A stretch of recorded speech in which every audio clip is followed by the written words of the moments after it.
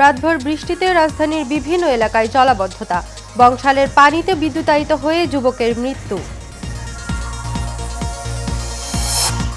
গণহত্যা মামলায় হাসিনা সহ ৩ জনের বিরুদ্ধে সাক্ষ্য গ্রহণ আজ। ট্রাইব্যুনাল আব বাংলাদেশের আহ্বায়ক আলী আহসান। এবং রাবিতে শিক্ষক হেনস্থার ঘটনায় অনির্দিষ্টকালের জন্য বন্ধ ক্লাস পরীক্ষা, শিক্ষক ফোরামের প্রতিবাদ কর্মসূচি আজ।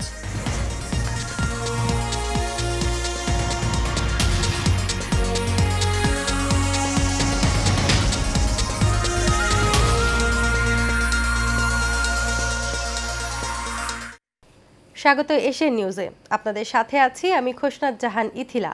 এতক্ষণ শুনছিলেন বিআরবি কেবল ইন্ডাস্ট্রিজ লিমিটেড সংবাদ শিরোনাম। এবার বিস্তারিত।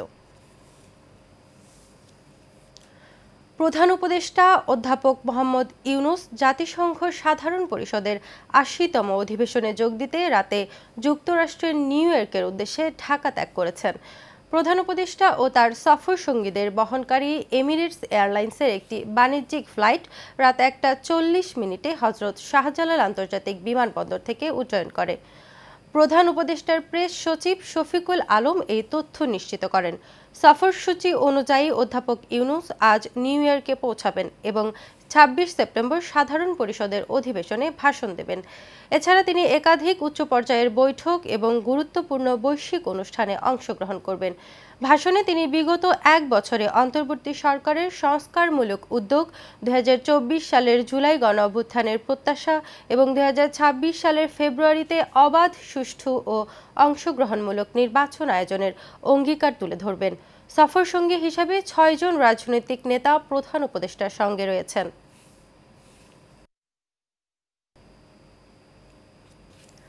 রাজধানীতে গত রাত থেকে শুরু হওয়া অবিরাম বৃষ্টি সকালেও থামেনি। বৃষ্টির সঙ্গে প্রথম দিকে ছিল বজ্রপাতও। এদিকে সকালে হঠাৎ বৃষ্টি হওয়ায় বিপাকে পড়েছেন কর্মজীবী মানুষ। টানা মুষলধারে হওয়া এই বৃষ্টিতে রাজধানীর অধিকাংশ রাস্তায় পানি জমেছে। ফলে সাত সকালেও যারা ঘর থেকে বের হয়েছেন তাদের পড়তে হচ্ছে বিপাকে। সকাল ৭:৩০টার দিকে ধানমন্ডি, আসাদগেট, কলাবাগান, মোহাম্মদপুর, মিরপুর ১০, মিরপুর শেওড়াপাড়া, নিউ মার্কেট, মগবাজার সহ বিভিন্ন এলাকার রাস্তায় পানি জমতে দেখা যায়। এসব এলাকায় কোথাও হাঁটু পানি পরিমাণ জমলেও আসাদগেট, মগবাজার, মিরপুরের শেওড়াপাড়ায় ছিল কোমর সমান পানি। আবহাওয়া অধিদপ্তর জানিয়েছে, রাত ১২টা থেকে সকাল ৬টা পর্যন্ত ৩৪ মিলিমিটার বৃষ্টি হয়েছে রাজধানীতে। এদিকে রাজধানীর বংশালে সড়কে জমে থাকা বৃষ্টির পানিতে বিদ্যুতায়িত হয়ে আমিন নামে বাইসাইকেল আরোহী এক যুবক নিহত হয়েছেন। সকাল ৯:১৯টার দিকে বংশালের নাজিরা বাজার চৌরাস্তার কাজী আলাউদ্দিন সড়কের জামাই গলিতে এ দুর্ঘটনা ঘটে।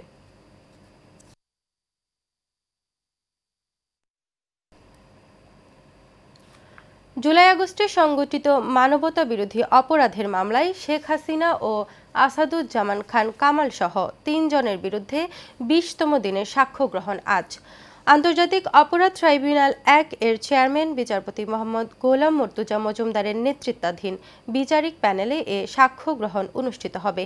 আজ ট্রাইব্যুনালের বিচার কাজের শুরুতেই ইউনাইটেড পিপলস বাংলাদেশের আহ্বায়ক আলী আহসান জুনায়েদকে জেরা করবেন শেখ হাসিনা ও কামালের পক্ষে রাষ্ট্রনিযুক্ত আইনজীবী মোহাম্মদ আমির হোসেন। এরপর নেওয়া হবে নতুন সাক্ষীর সাক্ষ্য। এ মামলায় আরও ৩ জনের জবানবন্দির জন্য ট্রাইব্যুনালে আবেদন জানিয়েছে প্রসিকিউশন।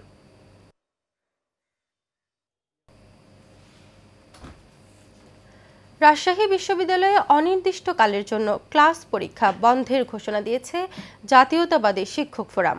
এক জরুরি সভায় তারা এই সিদ্ধান্তের ঘোষণা দেয় সংগঠনটি। এছাড়াও ফোরামের পক্ষ থেকে আজ মানববন্ধন ও প্রতিবাদ সভা কর্মসূচির ঘোষণা দেওয়া হয়েছে। শিক্ষকদের যারা লাঞ্ছিত করেছে তাদের দৃষ্টান্তমূলক শাস্তি নিশ্চিত না হওয়া পর্যন্ত সকল প্রকার কার্যক্রম অনির্দিষ্টকালের জন্য বন্ধ থাকবে। রাজশাহী বিশ্ববিদ্যালয়ের শিক্ষক, কর্মকর্তা, কর্মচারীদের সন্তানদের ভর্তির জন্য আগে থেকেই ৪% পোষ্য কোটা ছিল। শিক্ষার্থীদের আন্দোলনের মুখে চলতি বছরের ২রা জানুয়ারি পোষ্য কোটা বাতিলের ঘোষণা দেন রাবি উপাচার্য অধ্যাপক ডক্টর সালেহ হাসান নকিব। এরপর থেকেই শিক্ষক, কর্মকর্তা ও কর্মচারীরা পোষ্য কোটাকে প্রাতিষ্ঠানিক সুবিধা দাবি করে একের পর এক আন্দোলন শুরু করে।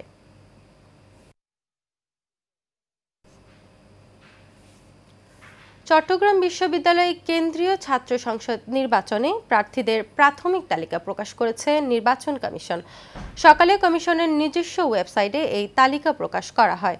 প্রকাশিত তালিকা অনুযায়ী জমা দেয়া মনোনয়নপত্রের মধ্যে ১৯ জনের প্রার্থিতা বাতিল হয়েছে। এর মধ্যে ২ জন ভিপি ও ১ জন জিএস রয়েছেন। নির্বাচন কমিশন বলছে এটি চূড়ান্ত নয়। শিক্ষার্থীদের আপত্তি নিষ্পত্তির পর প্রার্থিতা আরও বাতিল হওয়ার সম্ভাবনা রয়েছে। এছাড়াও প্রাথমিকভাবে বাতিল হওয়া প্রার্থীরা নিজেরাও প্রার্থিতা ফিরে পেতে আবেদন করতে পারবে।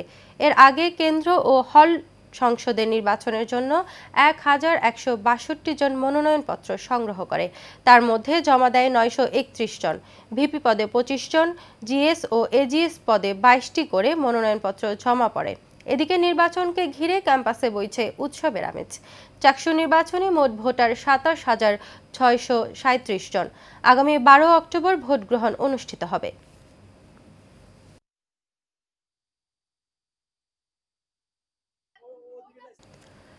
ফায়ার সার্ভিসের নিয়োগ পরীক্ষায় প্রশ্ন ফাঁস ও দুর্নীতির অভিযোগে নিয়োগ প্রক্রিয়া বাতিল এবং মহাপরিচালকের অপসারণ দাবিতে মানববন্ধন করেছেন চাকরিপ্রত্যাশীরা। গত ১৩ সেপ্টেম্বর অনুষ্ঠিত নিয়োগ পরীক্ষার আগেই সোশ্যাল মিডিয়ায় ছড়িয়ে পড়ে টাকা লেনদেনের অডিও। অভিযোগ রয়েছে প্রভাবশালী সিন্ডিকেট টাকা নিয়ে প্রার্থী বাছাই করছে। নির্দিষ্ট কয়েকজনকে আগেই প্রশ্ন সরবরাহ করা হয়। চাকরিপ্রত্যাশীরা বলছেন, মহাপরিচালক জায়েদ কামালের প্রশ্রয়েই দীর্ঘদিন ধরে এই দুর্নীতি চলছে।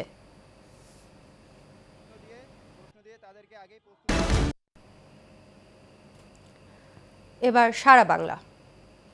যশোরের বেনাপোল মহাসড়কের শার্শা স্টেডিয়ামের সামনে মোটরসাইকেলের ধাক্কায় আহসান উল্লাহ নামে এক বাইসাইকেল আরোহী নিহত হয়েছেন। এতে আরও ২ মোটরসাইকেলে আরোহী আহত হয়েছেন। রাতে এই দুর্ঘটনা ঘটে। নিহত আহসান উল্লাহ শার্শা থানার জিরেনগাছা গ্রামের ইউসুফ মোল্লার ছেলে। নাভারন হাইওয়ে পুলিশের ইনচার্জ রকুনুজ্জামান রকুন জানান, সড়ক দুর্ঘটনায় নিহতের লাশ উদ্ধার করে যশোর সদর হাসপাতালে পাঠানো হয়েছে। আহতদের উদ্ধার করে উপজেলা স্বাস্থ্য কমপ্লেক্সে পাঠানো হয়েছে।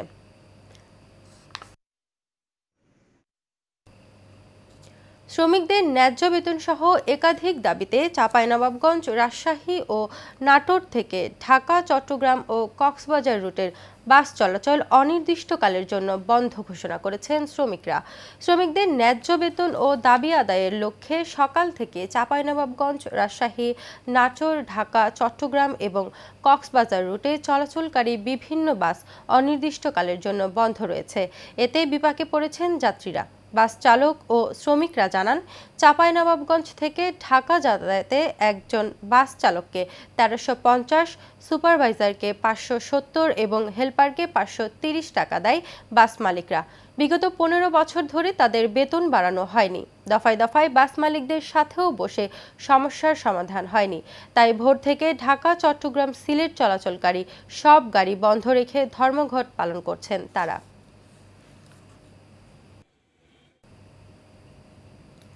মানুষের ন্যায্য অধিকার ফিরিয়ে দিতে বিএনপির ভারপ্রাপ্ত চেয়ারম্যান তারেক রহমানের ঘোষিত ৩১ দফা বাস্তবায়নের লক্ষ্যে নারায়ণগঞ্জের সোনারগাঁয়ে লিফলেট বিতরণ ও পথসভা হয়েছে। এতে প্রধান অতিথি ছিলেন নারায়ণগঞ্জ ৩ আসনের সংসদ নির্বাচনে বিএনপির মনোনয়ন প্রত্যাশী সোনারগাঁ উপজেলা বিএনপির সহসভাপতি আল মুজাহিদ মল্লিক। এ সময় উপস্থিত ছিলেন উপজেলা ছাত্র দলের প্রতিষ্ঠাতা সাধারণ সম্পাদক অধ্যাপক মনিরুল ইসলাম, ৯ নম্বর ওয়ার্ড বিএনপির নেতা সুমন সহ অনেকে।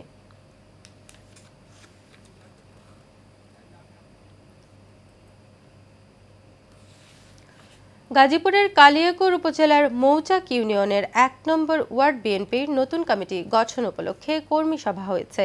উপজেলার রাঙ্গামাটি এলাকায় এই কর্মী সভার আয়োজন করা হয়। অনুষ্ঠান সঞ্চালনা করেন মৌচাক ইউনিয়ন বিএনপির সদস্য সচিব নজরুল ইসলাম মনি শিকদার। এতে প্রধান বক্তা ছিলেন জেলা বিএনপির সদস্য সচিব ব্যারিস্টার ডক্টর চৌধুরী ইশরাক আহমেদ সিদ্দিকী। বিশেষ অতিথি ছিলেন উপজেলা বিএনপির আহ্বায়ক নুরুল ইসলাম শিকদার ও উপজেলা বিএনপির সদস্য সচিব এম আনোয়ার হোসেন।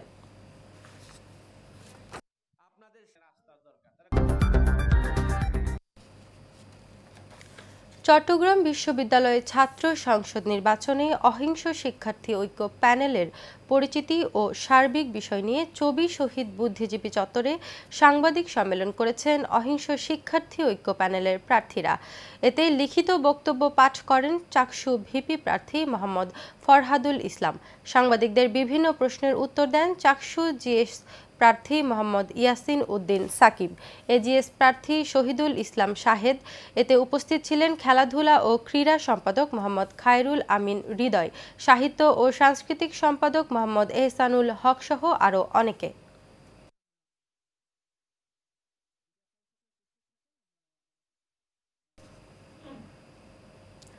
চট্টগ্রামের শ্রী শ্রী আনন্দময়ী কালী মন্দিরের উদ্যোগে শুভ মহালয়া উপলক্ষে অমাবস্যা পূজা, বস্ত্র বিতরণ, অভিষেক অনুষ্ঠান, সাংস্কৃতিক অনুষ্ঠান ও অন্নপ্রসাদ বিতরণ করা হয়েছে।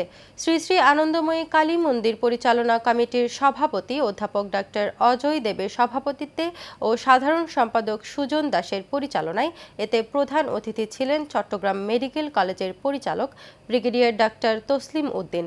বিশেষ অতিথি ছিলেন আনন্দময়ী কালী মন্দির পরিচালনা পরিষদের সাধারণ সম্পাদক ডাক্তার রিভুরাজ চক্রবর্তী, বাজুস এর ভারপ্রাপ্ত সাধারণ সম্পাদক রাজীব ধর তমাল সহ অনেকে।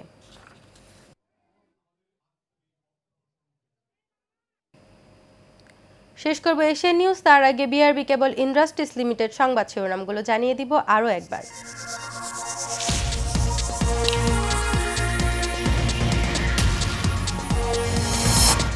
রাতভর বৃষ্টিতে রাজধানীর বিভিন্ন এলাকায় জলাবদ্ধতা, বংশালে পানিতে বিদ্যুতায়িত হয়ে যুবকের মৃত্যু।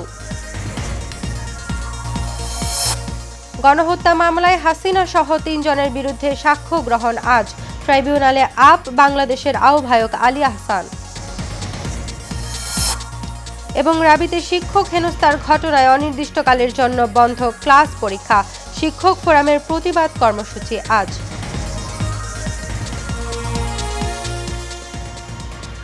এশিয়া নিউজ এই পর্যন্তই। পরের সংবাদ দেখার আমন্ত্রণ রইল। ধন্যবাদ।